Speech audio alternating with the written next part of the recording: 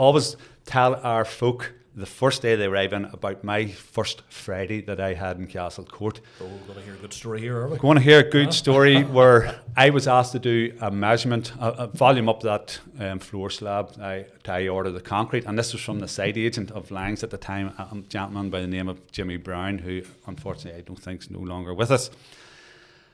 So measure that concrete pour up, and it was an awkward enough shape. It was a ground floor slab. I think it's in where the old Debenham store was.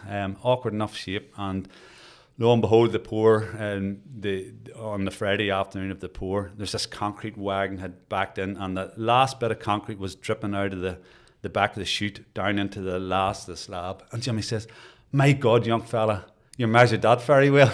I says, "Jimmy, I'm sorry, there's another 2 load coming."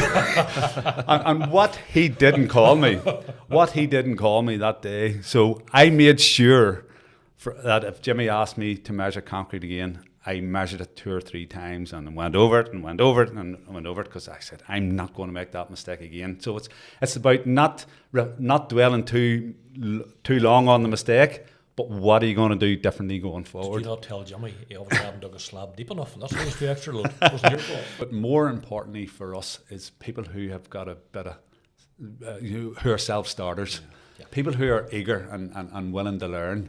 And the first thing I say to the folk, and I speak to them all when they come in on the first day, and the first thing I say to them, and I reflect back on my own experiences, is that you need to have an open mind, willing to learn, more importantly, willing to make mistakes, willing to be vulnerable, because it's in making those mistakes, and that's the fertile ground for learning. You do not learn by success, do you? You do not learn by success. As